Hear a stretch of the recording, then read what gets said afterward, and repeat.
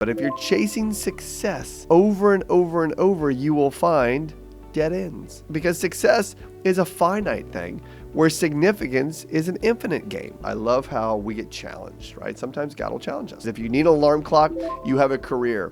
If you wake up and you're ready to go, you're in your calling.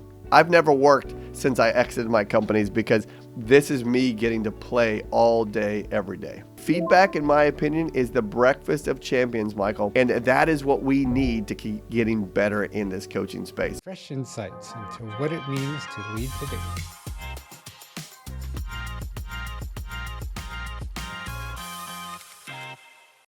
I'll bet if you're anything like the people I talk with every day, you are better at leading than you feel right now. And if my experience matches what's going on with you at all, part of what's draining you is the energy you're spending being something you are not. I'm Michael Hunter. This is the Uncommon Leadership Podcast. Let's go find out who you actually are. Today, we are doing that with someone who knows this terrain firsthand. Adam Roach is the founder of I Love Coaching Company and a former business owner who built and exited multiple companies across real estate, tennis, and coaching. Today, he works with high-performing entrepreneurs, coaches, and leaders who are doing well on the outside but feel stuck or misaligned underneath. Adam helps them get clear, simplify what they're building, and take back ownership of their time, decisions, and direction so their business actually supports their life. Welcome, Adam. Michael, thank you. I love that introduction and excited to be here. I'm excited to have you here. And let's get started with, when did you first recognize that integrating your whole self, bringing that into everything that you do, might be a valuable approach? That's a great question. When did I first realize that? Well, what's interesting is we got to go back to way early in my development as an individual, as a man, right? I grew up in Indiana, and I was the grandson of, I think, 3 generations of farmers. And so I was actually the first generation off of the farm. But I got to experience that, right? I got to experience the identity of hardworking farmers from my grandfather. My father was an Olympic swim coach. And so I saw his world. I saw him on the magazine covers. I saw him being inducted into Hall of Fames. And so I was developing this identity of a hard worker, right? Of a notoriety seeker. And I took that all the way to the path of attempting to play professional tennis, and then found out, Michael, real quick, that I was an American, not a European. I was getting my butt kicked all the time. And I was in Southern California, and I loved every minute of it. Why? Because everyone out there was a performer, right? They were performance driven. And so I thought that was me. Now, fast forward to 2026, and I realize that success and significance have to go hand in hand. But if you're chasing success over and over and over, you will find dead ends. Because success is a finite thing, where significance is an infinite game. And when did I learn that? Golly, I think I've been trying to break out of the performer shell my entire life, and just didn't know that it was okay to give myself permission to step into a significant space, which is what I've been able to do now over the last 6 years running the I Love Coaching community. What changed that is let you start stepping into the significant side and stop chasing the success side? That's a great question too. So we'll go back to my father. Everything there's a lot in my life, Michael, that is related to my father, because he was an incredible man. Though what I had to learn and realize was he played the significant game his entire life. I just didn't realize it, right? I thought that the notoriety of him in the magazine, on the magazine covers, writing articles, was chasing notoriety, but what he was really doing was playing the significance game. So when did it happen? 2019, actually. 2019, he passed. He passed from Parkinson's-related issues. And I had the fortunate opportunity to speak his eulogy. And as I'm standing up there, and I have it recorded, which is really cool. So if you want to go to, I think it's on my YouTube channel somewhere. I stood up there and I looked at the crowd. And there was 400 or 500 people there. Athletes, former Olympians. But I learned, Michael, no one's ever a former Olympian. You're always an Olympian. Just so my dad would always say. You're never a former. And so I saw the athletes in the crowd. I saw the other coaches in the crowd. I saw the parents of those athletes. And it was just packed. And the stories that I heard about my father were life-changing stories. Right? These are stories where he had a significant impact on these people. And so I call it my beach chair moment. And this was 2019, post his funeral. I came back to Charleston, South Carolina, where I live. And I sat on a beach chair by myself. I'm a spiritual guy, so I prayed, I journaled, I kept sunscreen on my bald head. I sat there for a long time. And it was at that moment in time that I realized that for me in the path of chasing success, that I was going to hit a dead end quickly. And I was having success. I owned 3 franchises in the real estate space. I had a SaaS business technology company software company that was running. I had already exited from the tennis club in Beverly Hills. And I looked out at my own crowd and thought, am I really having significance? So it was at that moment, the beach chair moment, where I really felt called to sell everything. And I did. I sold everything, Michael. I surrendered. I jumped the fence, as my good friend and mentor John Maxwell says. I jumped the fence. And I said, okay, come 2019, I'm going to jump into the significance over success space. And here we are, blessed now, 6 years removed from that. The I Love Coaching community has been serving coaches on 4 continents now. And we are having great success, but also significance is happening. And it's so cool. Very, very cool. So that's when, at my father's funeral. As you say that, some of the audience, some people listening, watching, may think that, wow, Adam's amazing. He was able to just flip that switch and it went perfectly, instantaneously, and I could never do that. Is that what really happened? Well, that's a great question. So, as an entrepreneur, as someone who loves to, let's be real, Michael. What is an entrepreneur? An entrepreneur is someone who loves to start something. Very rarely do they ever finish something. And in my former life as a tennis pro, I had a vision, I had a dream, I had a goal of owning my own tennis club, right? Because that was the container that I came from, was the tennis world. And so in Beverly Hills, within 4 years being at this club, they actually gave me equity of the company. I was the general manager at this point in time. And life was amazing. I got to wear a collared shirt all the time. It rained maybe 5 days a year. And I made cash, and it was fantastic, right? And I learned what distributions meant. I learned what it meant to have a K1. But as I have a 10-year cycle in my life, at about the 9-year mark, Michael, I'd been playing in the real estate space. I had an itch, right? I had an itch that something on the other side, something on the other side as it relates to the grass being greener in the real estate space at that time was calling me. I didn't know what it was, but I was like, okay, I'm gonna go lean into this, but I'm gonna check with mentors first. I'm gonna check with my counsel, if you will, right? And so by that, I pulled the trigger and I went into learning the real estate game. I went into learning the real estate practice. And 3 years removed from that, I then owned 3 franchises. So my point in this is, it's not just a flip of the switch. It's not just a jumping over. When I decided to sell all of my businesses, I went back to my counsel, right? I'm a big believer in surrounding yourself with a board of advisors, if you will. And I've done this for a long time. And so these are usually people not in my vertical, not in my spaces, but they are advisory roles to me. Thank you for joining us today. Please be sure to like and subscribe wherever you are watching this right now. So when I felt this beach chair moment, sell everything, I went to my advisory board. And it was about a 2-month process.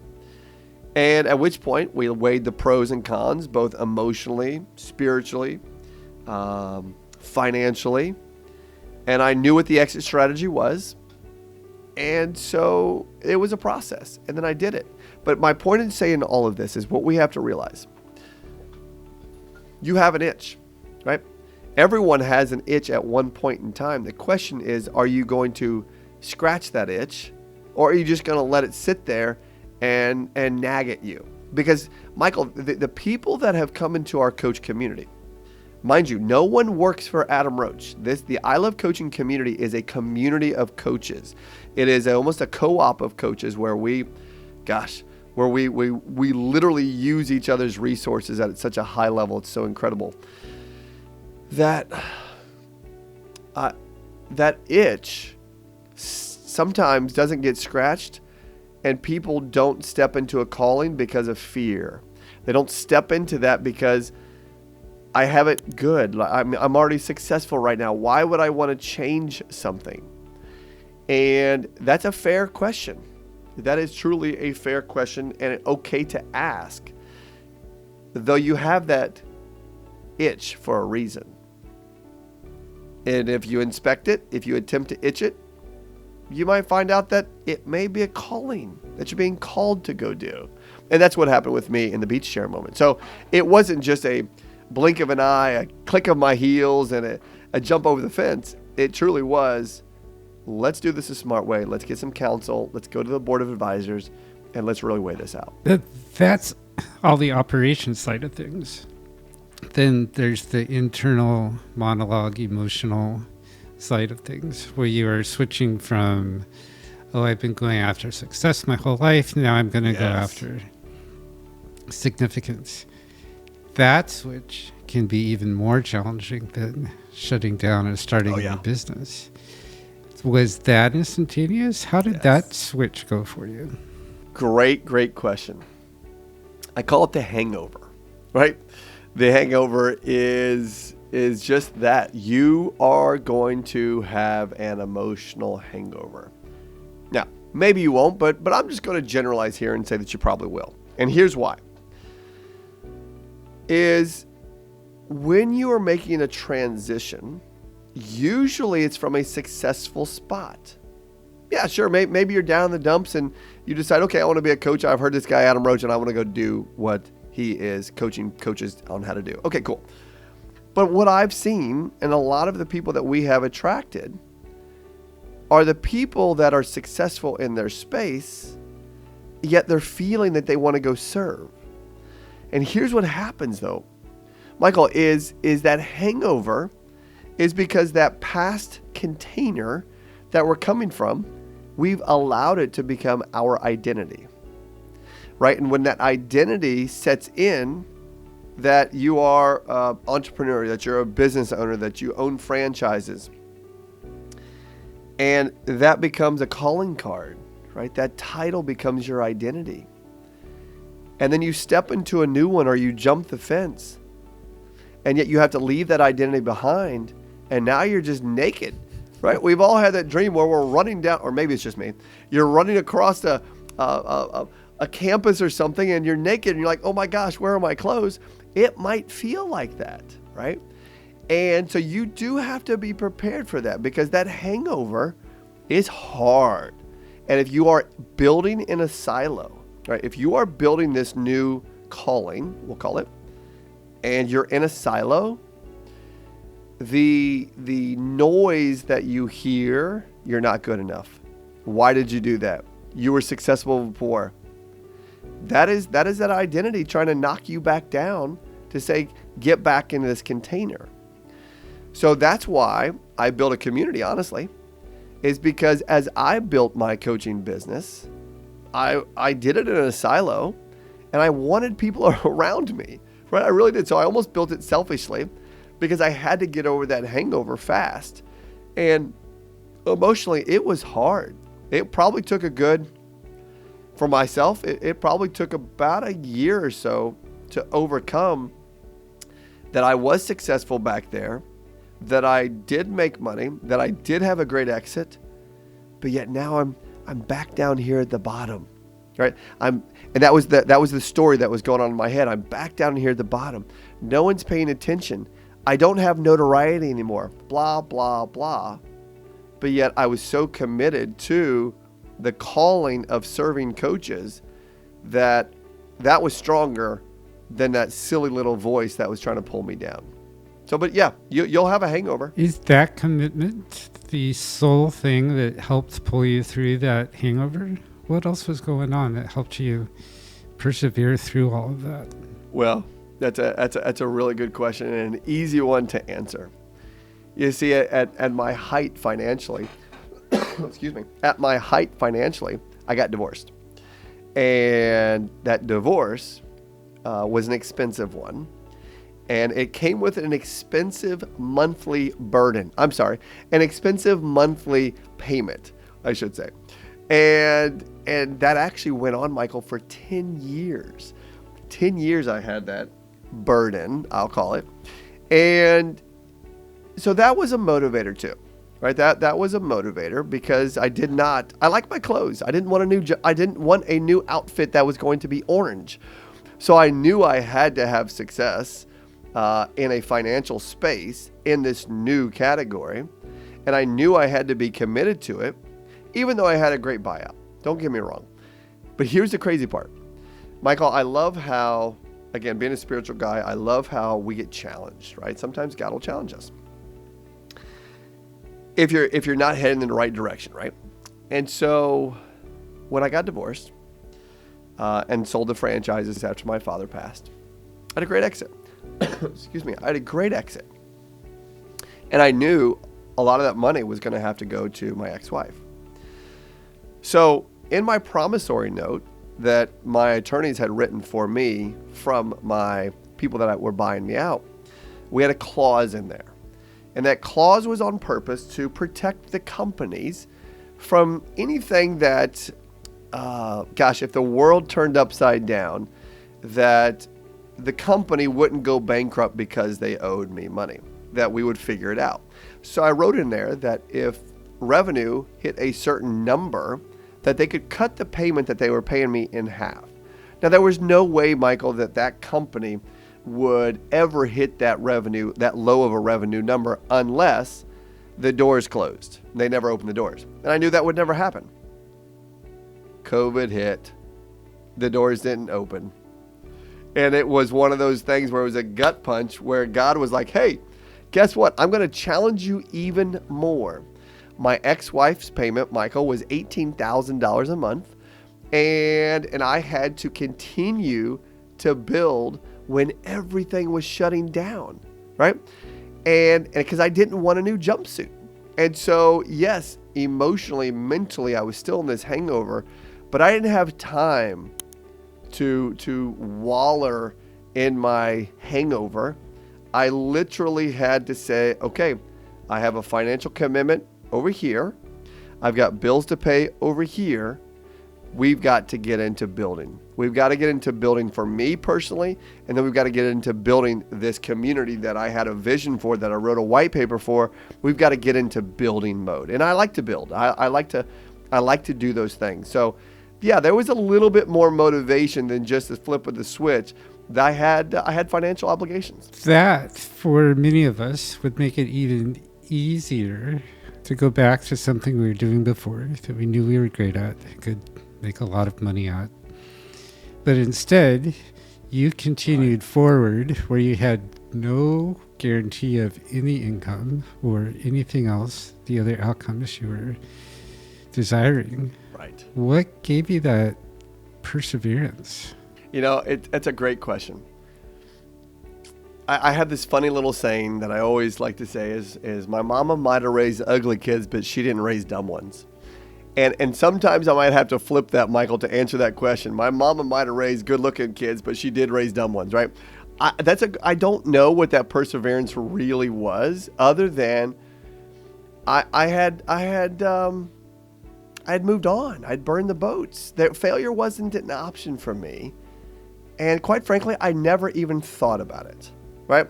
The hangover that I had was a selfish one. And that selfish hangover was I missed the notoriety, right? I missed the titles. I missed the people needing me, and blah, blah, blah. Very, very, very selfish, right? So going back was not an option for me, right? I knew that I was being called somewhere else, and I knew part of my beach chair moment was I kept hearing, surround yourself with better people. Surround yourself with better people. I didn't know what that meant. And again, being a spiritual guy, I found it in Scripture. And ironically, it was my verse of the day. And that is Proverbs 13:20. Walk with the wise and become wise, for a companion of fools suffers harm. And I did not want to be around fools any longer. And now a note from our sponsor, me. If you're liking this, please subscribe and like, and hit that alarm bell so that you find out every time we post a new episode. And with that, back to this episode. I had inherited these people that I had bought these franchises from, and they did nothing for me to help me, to grow me. It was me pulling them. And so when I sold, I was like, okay, time to move on, right? And I knew that I could go attract wise. I knew that I could go attract the right people. And I just put my head down, Michael. Being honest, I put my head down, and I had fun doing it, because to me, serving people was the calling, and I got to get up for the last 6 years and do this. I've never worked since I exited my companies, because this is me getting to play all day, every day. You mentioned, Adam, that you were missing the notoriety, the titles, the people around you. Is this success seducing you back to the dark side? Or had this flipped over to be actually significance for you? So mix, what was going on there? No, well, back in the day, yeah, it was a total seduction of that, right? Very egotistical, very self-centered, very, very me-focused, right? Donald Miller wrote a great book called A Hero on a Mission. And it's a fascinating, very simple book. And I'll give you the overview in a 10-second period here. He says there's 4 characters in every movie, right? You got the victim. The victim is someone who's willing to not transform. You have the villain, who always holds the victims down. The third character is not who we, is not who we think it is. It's a victim. It's another victim. But this victim is willing to transform. And then the fourth character is the guide. And the guide goes and finds the victim who is willing to transform to become a hero. So, my world, prior world, was I wanted to be the hero, right? I wanted to be the hero of everything. I wanted to be the one that was transformed, and I wanted to do this, and I wanted to do that. And I did. I did do that, right? And what I know now, though, is I'm the guide. I get to be the guide.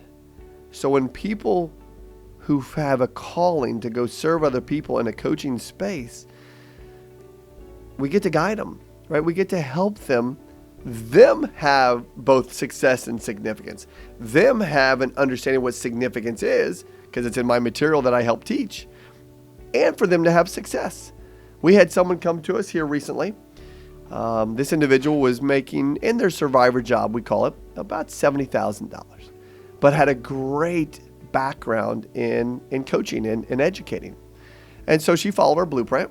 And at the end of the year, she came to us and said, and we're just a membership program, so we don't take a split from any coach. We're just membership.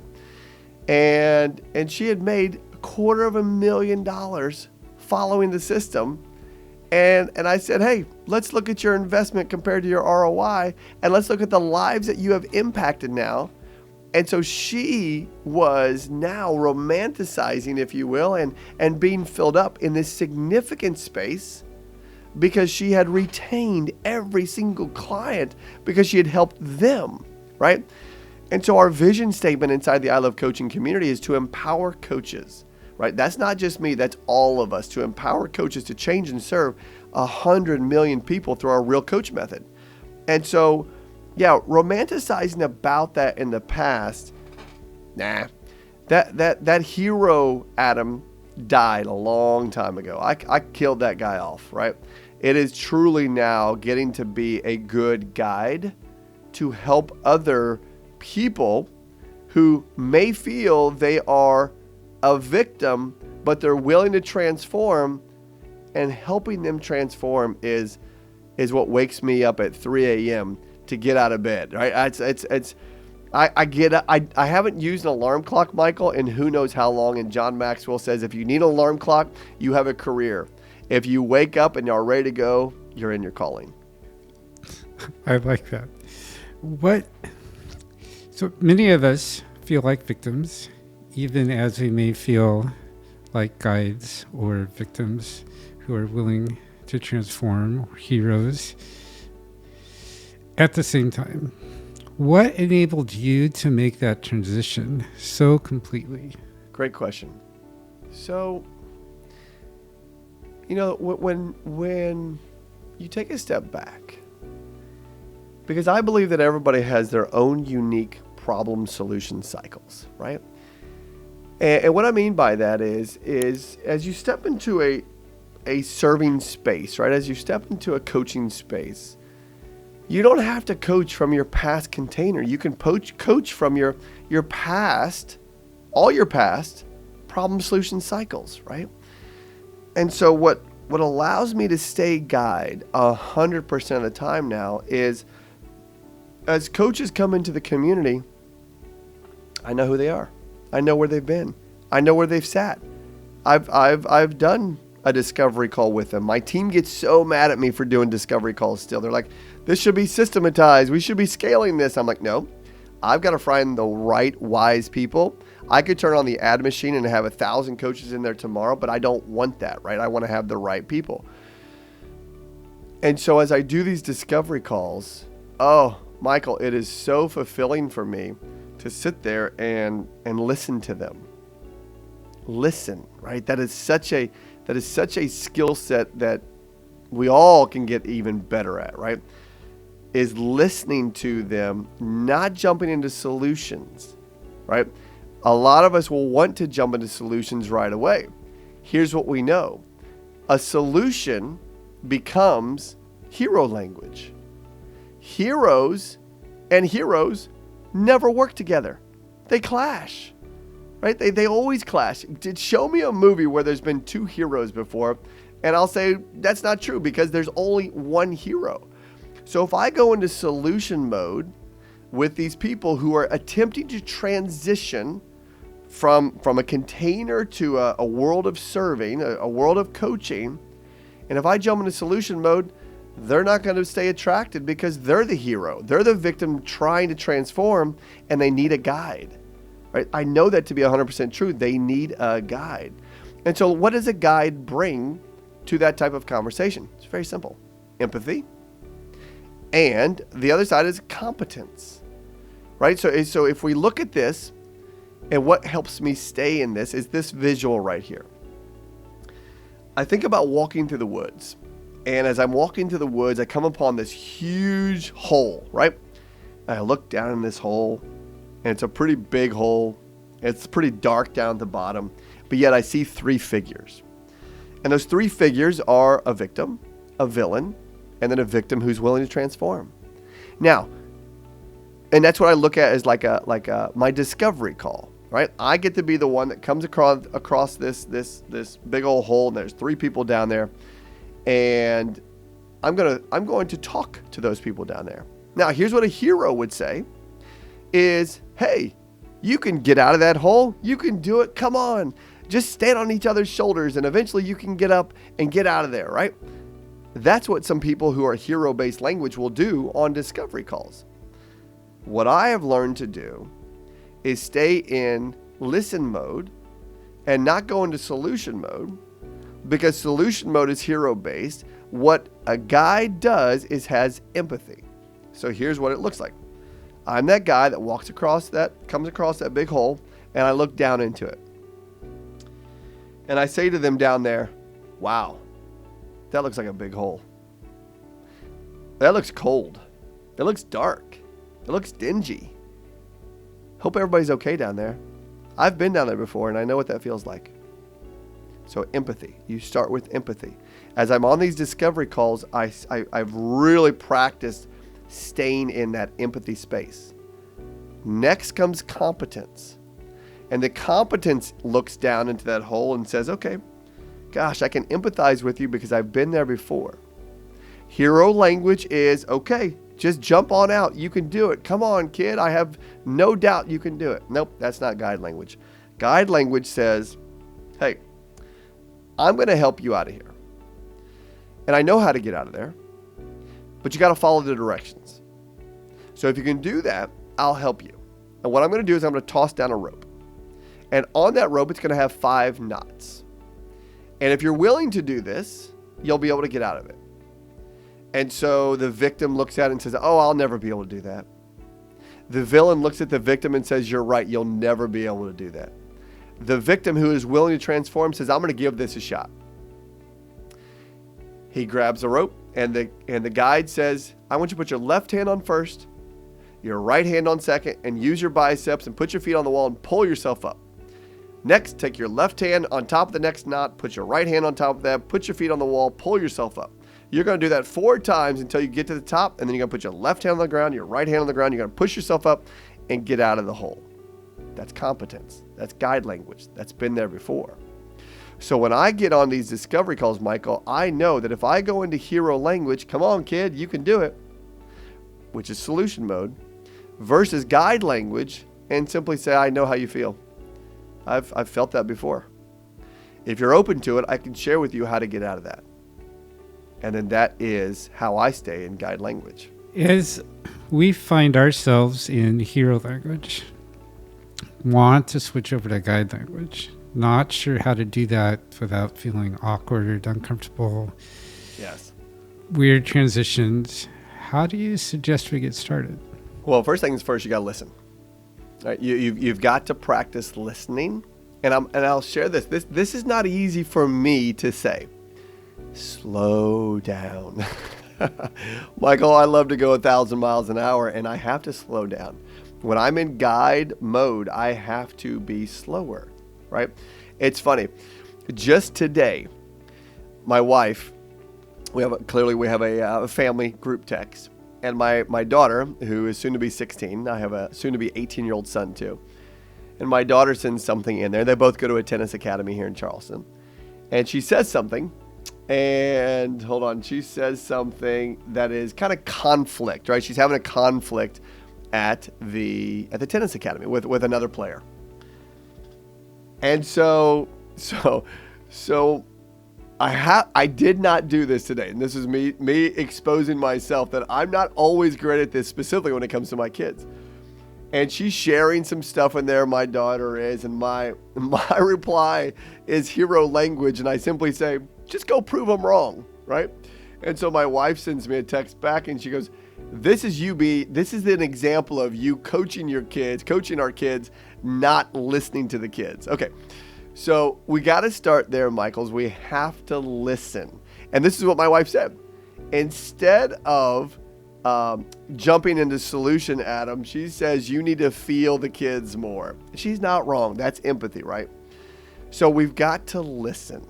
Right, we've got to really stay in that listening space first and foremost. Secondly, we've got to slow down, and the transition is a good one. My wife and I have this language, and we use it all the time.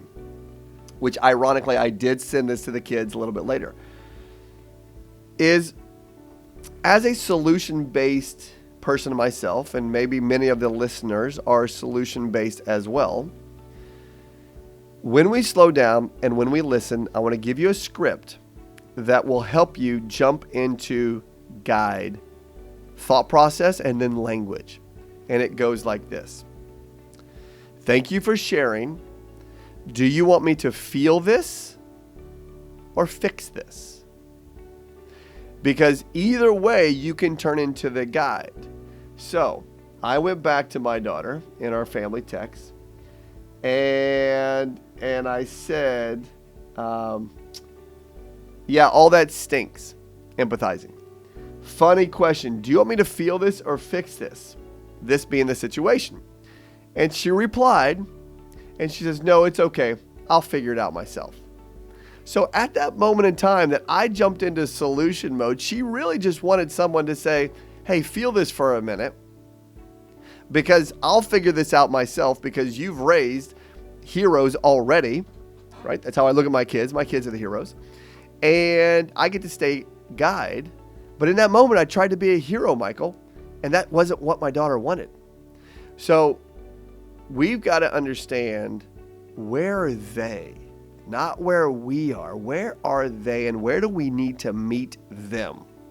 Because had I asked my daughter my own script, do you want me to feel this or fix this, right out of the gate when she was complaining about what was going on, I probably could have been a better dad at that moment in time.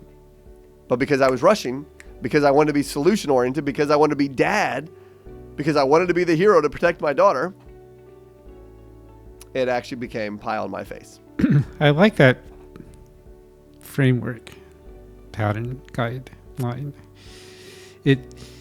And having a couple of these for different situations memorized in our back pocket makes it way easier to remember to pull them out in those tough situations where they're especially useful.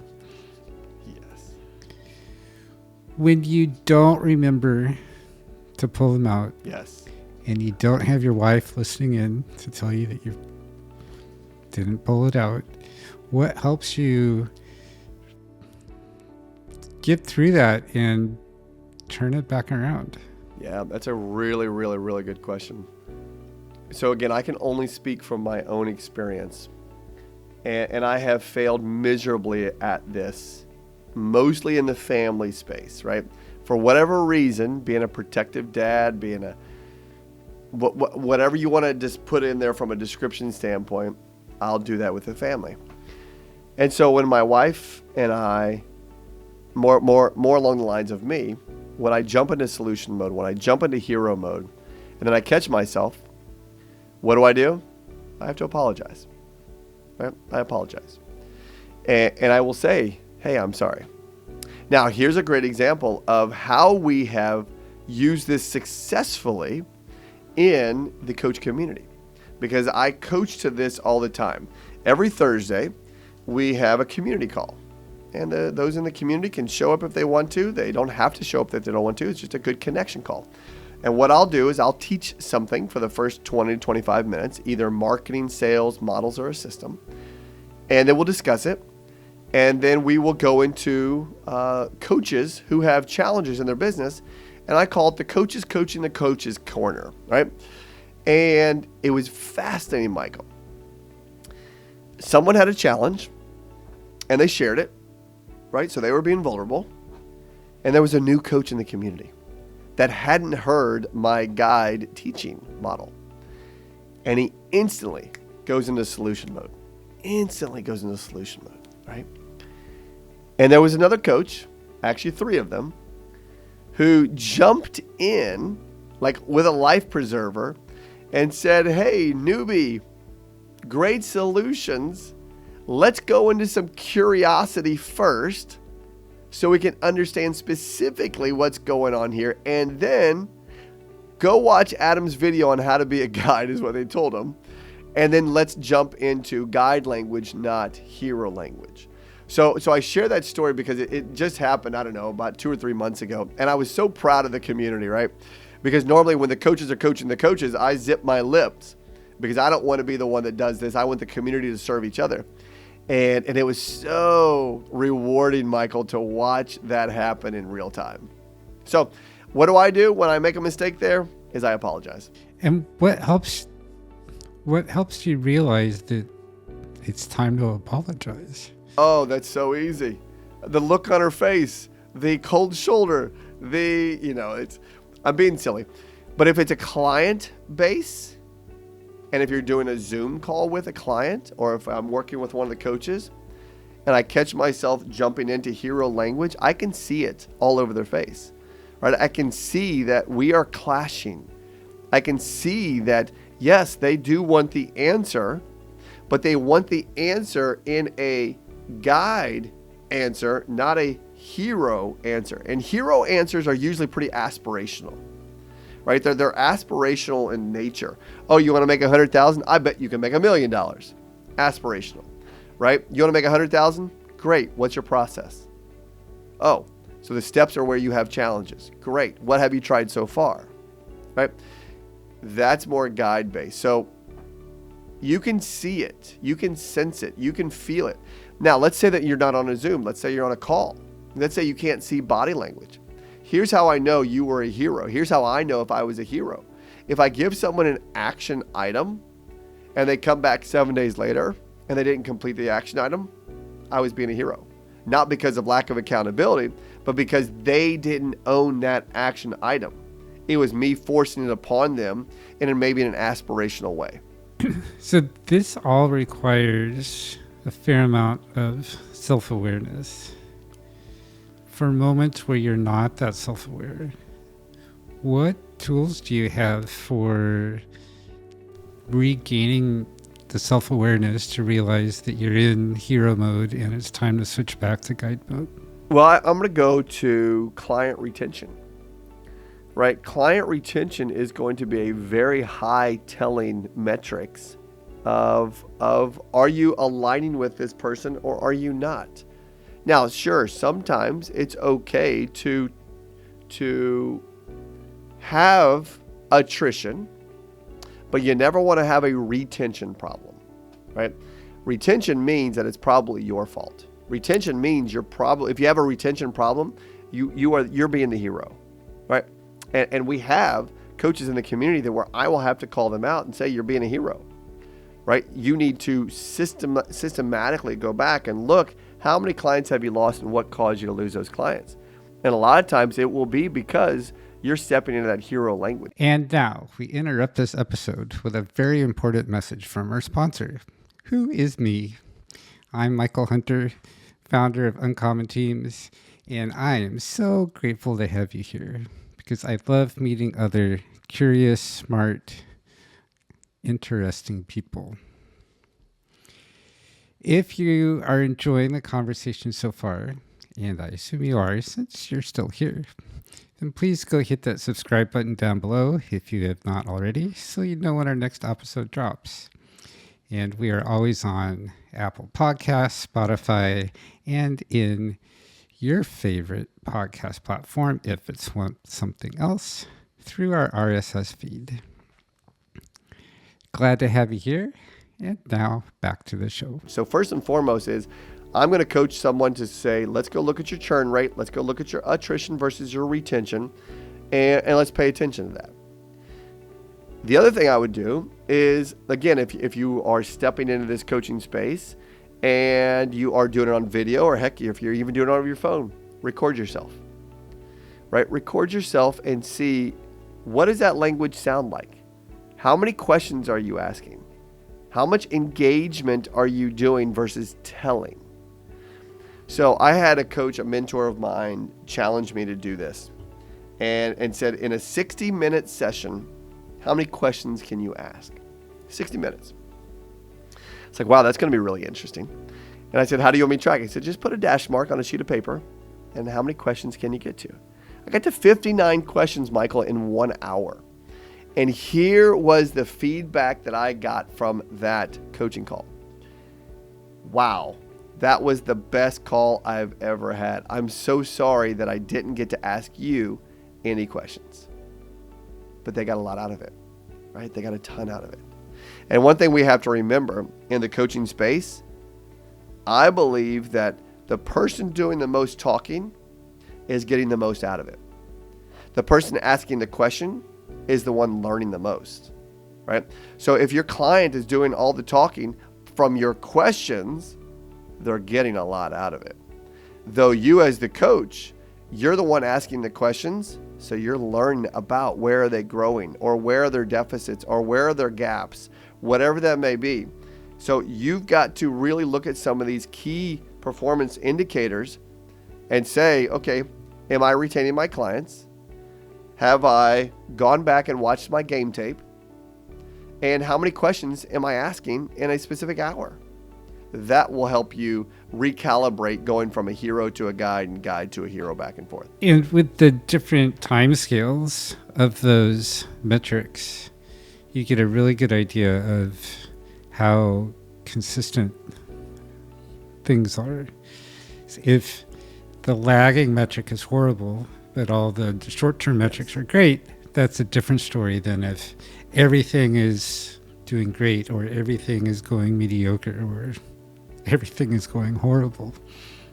For people, Adam, who are loving the conversation, would like to learn more about staying in guide mode, what's the best way for them to connect with you? Yeah, they can just come find me on Instagram, Adam R. Roach on Instagram. There's 2 R's there in the middle. And if you DM me the name of Michael's podcast here, I'll be happy to have a conversation. Or you know what? It's very simple. DM me the word guide, and I'll be happy to have a conversation with you around that. I do have material and would happy to send you a PDF around this as well. I believe, was it last time? If you go to my YouTube page, it's the same thing, Adam R. Roach. I do have a YouTube clip on this, or a YouTube training on how to stay in guide mode. I actually think the title is titled, let me look here real quick. I believe it is titled, Michael, Stop Being a Hero, right? Stop Being a Hero, and it's definitely on my YouTube as we speak right now. So that's just Adam R. Roach too. So yeah, go to my Instagram, give me a follow, give me a like, Adam R. Roach, and if you type in DM guide, I'll send you the information or the PDF that we have on how to stay in guide mode. Pretty simple, and we'll have all those links in our show notes. Thank you. What would you like to leave our audience with today, Adam? Oh, Michael, that's a loaded question. How much time do we have here? Well, I think it's pretty simple. We can go all the way back to the beginning. If you're feeling a little bit of an itch in a successful space that you're having, it's okay to step in and discover what that itch is about, right? You may not want to jump the fence. Maybe you want to jump the fence. That'd be number 1. Number 2 is make sure you surround yourself with a good advisory board, right? A lot of times we make unilateral decisions in being self-reliant in that space. And that's not always the best way to approach big decisions. Surround yourself with a good advisory board. And then when you're stepping into communication space, when you're stepping into leadership space, understand, are you being the guide or you being the hero? Because at the end of the day, that's going to really impact the way that people perceive you, the way that people look at you as value or not value, ego or no ego, and listen, right? It's okay. Feedback, in my opinion, is the breakfast of champions, Michael. And that is what we need to keep getting better in this coaching space. So I loved being here. I love serving all the listeners, Michael. And anything that I can do to support your listeners, come to me on my Instagram page, Adam R. Roach. And if you're interested in being a coach, just type in coach and you'll see what happens next. It's really fun. Though I really appreciate you having me on and allowing me to share with your audience some of this fun and bumpy life and journey that I've had. Yes, thank you so much for joining us today, Adam. And thank you, audience, for joining us. Adam and I would love to know, where do you wish someone would guide you a little bit and hero a little bit less? Thanks, and have a great day.